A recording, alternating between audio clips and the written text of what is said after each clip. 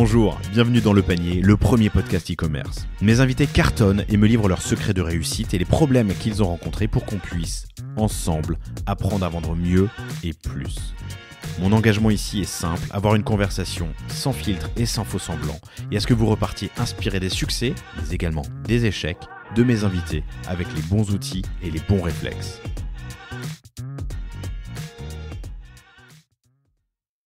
J'aimerais connaître tes conseils aujourd'hui. S'il y a 5 choses à savoir, ou en tout cas à challenger avant de lancer sa prochaine campagne sur Meta, qu'est-ce que c'est ? Alors, la première chose, c'est d'avoir en tête le volume de contenu dont tu vas avoir besoin. Ne considère pas qu'avec un shooting, tu auras assez de contenu pour renouveler tes ads toute l'année ou même dans le trimestre. On l'a dit tout à l'heure, les ads, les contenus périment super vite. La fatigue créative, c'est vraiment un énorme sujet parce qu'en fait, je sais pas si tu as ouvert récemment l'Ads Manager de Facebook, mais si tu regardes l'Ads Manager de Facebook entre moi quand j'y étais en 2013 et maintenant, avant, tu avais des dizaines de paramètres, des centaines de paramètres sur lesquels tu pouvais jouer. Aujourd'hui, tu as 4 boutons, quoi. Donc, tu peux plus du tout, c'est de l'autopilote. Donc, tu peux quasiment plus itérer sur tes campagnes, tes ciblages, etc. Donc, le critère central de ta performance, c'est le contenu. Voilà. Donc, ça, c'est important que les marques l'aient en tête. Un des derniers paramètres sur lequel tu peux jouer, maintenant que les tuyaux, donc l'Ads Manager de toutes les plateformes sont autant automatisés, c'est vraiment ce que tu vas mettre dans les tuyaux. Donc, le contenu que tu vas créer. Donc, ça, premier point. Ayez en tête que le contenu, c'est le paramètre central de votre performance. Il faut le renouveler, il faut le changer, il faut l'itérer en permanence. Et il ne faut pas hésiter à tester des choses qui sortent de votre image de marque. Ce serait mon deuxième conseil. Nous, on a énormément de marques qui veulent rester sticky à leur image de marque, donc collés à leur image de marque. On comprend pourquoi, mais sur la publicité, il faut pas avoir de religion. Il faut que vous testiez plein de choses, plein de formats, plein de types de contenus. Votre marque, elle est sérieuse. Testez des trucs drôles. Vous allez peut-être être surpris. Et vous allez d'ailleurs sans doute être surpris. Et après, investissez sur ce qui performe pour vous. Et c'est intéressant ce que tu dis par rapport à la marque. Oui, c'est bien de respecter son image de marque. Évidemment, on a une guideline, une charte.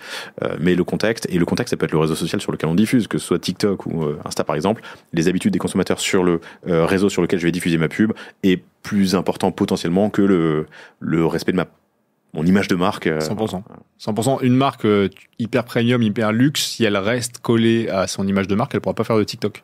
Et donc, en termes de brand awareness, de notoriété de marque, elle va se priver d'un énorme relais, notamment auprès de la cible la plus jeune. Donc, pas de religion sur la nature du contenu. Testez, itérez, investissez sur ce qui fonctionne, mais ne soyez pas collé à un principe, effectivement. Peut-être le deuxième contexte, c'est contextualiser votre contenu. Deuxième conseil, contextualiser votre contenu. Hyper important. Aujourd'hui, on personnalise le ciblage, mais on personnalise très peu le ton avec lequel on s'adresse à son audience. Donc, il y a des marques qui font la même pub en hiver, en été, à la Saint-Valentin qu'à Noël, pendant le Black Friday ou pendant Halloween. Aujourd'hui, il y a plein de façons de contextualiser son contenu, les IA, la 3D, OMI évidemment, mais venez contextualiser votre contenu. N'ayez pas le même contenu en fonction de la saisonnalité. Si c'est Noël, ayez des assets qui correspondent à la période de Noël. Si c'est le Black Friday, ayez des assets qui correspondent au Black Friday. Si c'est la Saint-Valentin, ayez des assets qui correspondent à la Saint-Valentin. Là, il y a une opportunité hyper forte parce que autant ça marche très bien au UK, ça marche très bien aux États-Unis. En France, c'est assez léger encore. Les marques arrivent vraiment à créer le volume et renouveler en fonction du calendrier marketing. C'est assez faible. Ça paraît évident parce que faire un shooting tous les 4 matins pour respecter tes marronniers, c'est un coût. Donc je comprends l'intérêt de plateformes comme Omi ou. Okay. Tout à fait. Le troisième conseil que je pourrais donner, c'est ayez en tête que les gens ne regardent pas les pubs. Donc vous, quand vous êtes sur Instagram, vous voyez une pub. Dans 99,9% des cas, vous allez la swiper, la scroller. Vous allez passer au contenu suivant. Ça gonfle tout le monde, les pubs. Surtout quand elles sont mal ciblées et que le contenu n'est pas adapté. Donc, ça veut dire que vous avez... Avant, les plateformes disaient, j'étais chez Snap il y a pas longtemps, ils disaient 5 secondes pour marquer les esprits. Non, vous avez 1 seconde pour marquer les esprits. Donc, la première seconde, la première image que vous mettez dans votre ads, c'est la plus importante. Donc, mettez le paquet sur les 2-3 premières secondes. Le reste, le taux de complétion s'effondre. Les gens ne regardent pas le sud de la vidéo. Vous avez 3 secondes pour marquer les esprits. Et comment tu mets le paquet sur la première seconde ? Enfin, c'est compliqué quand même. Alors, il y a plein de façons de le faire. Il faut déjà tester des accroches visuelles. On appelle ça des hooks. Donc, vous avez plein de choses à faire. Des jeux de reveal, des jeux de zoom, des animations, par exemple 3D. Votre produit qui flotte en l'air en 360, personne ne voit ça. Donc, ça attire l'attention. Trouvez des gimmicks. Attirer l'attention le plus possible de votre audience. Et après, dérouler le pitch. Donc, nous, une ads qu'on a vu tester des milliers de fois chez nos clients et qu'on teste même pour nous, pour notre acquisition, c'est une accroche, image 2, de la confiance, donc ça peut être un chiffre, 10 000 clients déjà servis. Image 3, la supériorité. je sais pas, c'est une pub pour de l'acné, réduisez de 80% votre acné, et un call to action. Donc 4 étapes, pas plus. L'accroche visuelle, la confiance, la supériorité, l'appel à l'action. On l'a testé des milliers et des milliers de fois. Si vous ne savez pas par où commencer, c'est le template pour les nuls, les ads pour les nuls, commencez par ça. Et ensuite, itérez. Donc mettez la supériorité avant, la confiance après, etc. Mais les 3 premières secondes, c'est le plus important. C'est là que vous captez ou pas l'attention de votre audience. Hyper intéressant. Accroche, confiance, supériorité, call to action. Ok. Ouais. C'est vraiment robuste, tu peux y aller. Et tu as une durée ? Alors, les 3 premières secondes hyper importantes. Sur la durée, on a beaucoup entendu qu'il faut faire des contenus courts. Moi, je pense que c'est une connerie. C'est-à-dire qu'une fois que tu as gagné les 3 premières secondes, teste 10 secondes, 15 secondes, 30 secondes. Après, c'est une question de ta capacité de production. Mais un lead qui va regarder 20 secondes de tes 30 secondes, t'as tout gagné, parce que t'as eu le temps de raconter énormément de choses. Donc sur ça, il faut rester hyper flexible, il faut itérer. Mais mettez le paquet sur les 3 premières secondes, parce que 99% du contenu ne sera pas vu derrière. Donc c'est à ce moment-là que vous attrapez ou pas l'attention de votre utilisateur. Un 4e conseil. Un dernier pour la route. Un dernier sur l'A/B testing peut-être.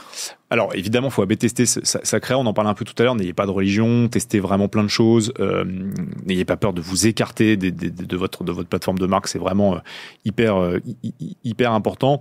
Non, peut-être un dernier conseil pour les ads, c'est vous devez aussi tester la nature du contenu. C'est-à-dire que beaucoup de gens font de la photo, la vidéo ça commence, il y a le motion design, il y a maintenant les animations en IA générative.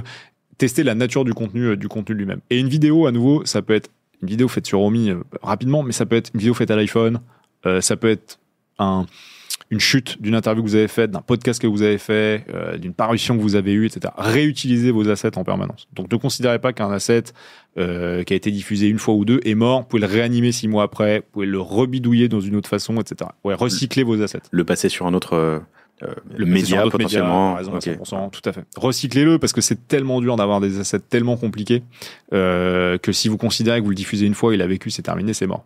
Donc n'hésitez pas à lui redonner vie. Quelle part, rappelle-moi le chiffre, vie 2 heures sur Meta ? 50%. 50% des assets vivent moins de 2 heures. Vécu leur vie au bout de moins 2 heures. Et ça c'était en 2022, début 2022 qu'on a fait cette étude. Donc tu vois, c'est pire maintenant. Vraiment, vraiment pire. Et moins de 10% vit 2 jours. Donc moins de 10% vit 2 jours. Donc pour un shooting qui va vous coûter 10 000... Donc t'imagines. Ouais. Excellent.